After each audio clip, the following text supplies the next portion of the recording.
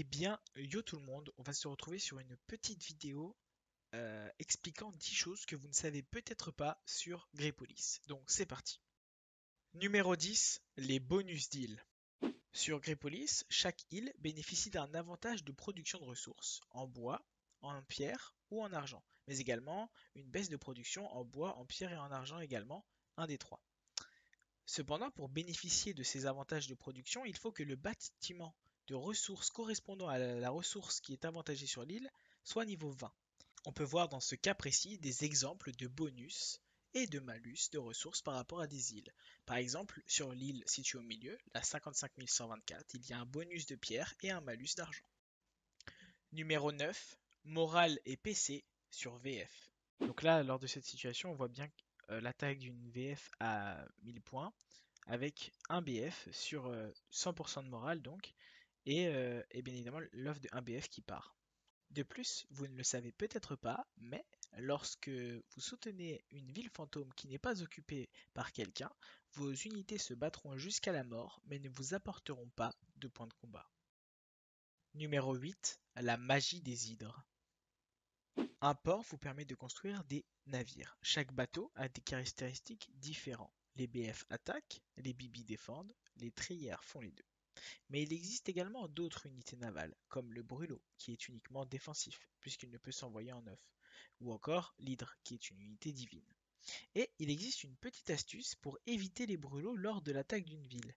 En effet, si vous voulez assiéger une ville possédant 400 brûlots par exemple en défense, il ne vous suffira que d'une seule hydre pour passer à travers ces 400 brûlots. Numéro 7. Les recherches lors des colos. Sur un monde siège, lors d'un colo, c'est les recherches de l'assaillant qui comptent pour la défense de la ville.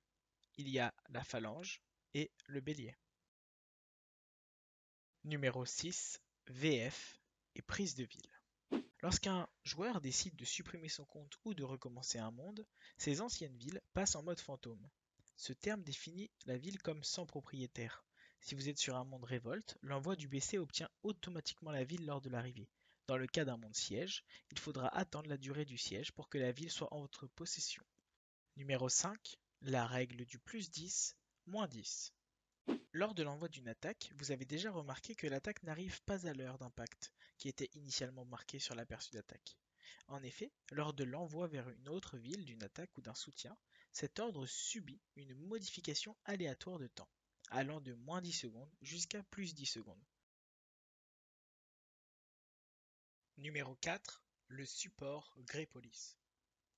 Il est compliqué de parler du support Grepolis sans hausser le ton ou s'énerver. En effet, le support Grepolis est très mal géré. Beaucoup de copinage, beaucoup d'inégalités. Il est important pour vous de vous comporter comme une personne exemplaire. Car gare à vous si vous subissez des tickets, car les personnes des supports ne seront jamais en votre faveur. Et si on va plus loin et qu'on exagère légèrement la chose, on peut clairement dire qu'il faut fermer sa gueule et jouer en silence. Numéro 3. Rendre visite. Vous savez peut-être que attaquer sa propre ville ne fait que la visiter, 5 minutes later. comme sur l'exemple ci-contre. Cependant, savez-vous que envoyer une attaque sur une ville que vous colonisez ne fera que la visiter? Cela peut être exploité dans le cas d'un monde siège où vous pouvez surprendre l'adversaire avec des offres bateau-feu situés après les bateaux de colonisation. Numéro 2. Les extensions. Il existe des personnes fans de Grepolis qui ont décidé de rajouter ce qu'ils trouvaient qu'il manquait au jeu, comme notamment des musiques lors d'attaques ou alors des informations supplémentaires. Bien évidemment, elles sont légales, autorisées par le jeu, et je vous en mets certaines en lien en description. Numéro 1. Les médailles. Quoi de mieux pour terminer cette vidéo que de parler de la récompense ultime, celle que les joueurs se battent chaque jour pour avoir. En effet, 2 mois après la sortie de chaque serveur, les médailles apparaissent en jeu. Ce sont des récompenses que l'on peut retrouver notamment pour la personne qui a fait le plus de points de combat en tant qu'attaquant lors de la journée, mais également en tant que défenseur, ou alors celui qui a pris le plus de villes. Ces médailles permettent de vous distinguer par rapport aux autres. Mais sais-tu que l'attribution de ces médailles ne se fait pas chaque soir à minuit? En effet, la médaille s'attribue sur une plage horaire qui est aléatoire chaque jour, entre 23h et 1h du matin. Il est donc préférable de faire ses PC, ses points de combat, majoritairement en journée pour s'assurer la médaille. Et bien voilà, la vidéo touche à sa fin. J'espère qu'elle t'a plu et que je t'ai appris des choses sur Grey Police.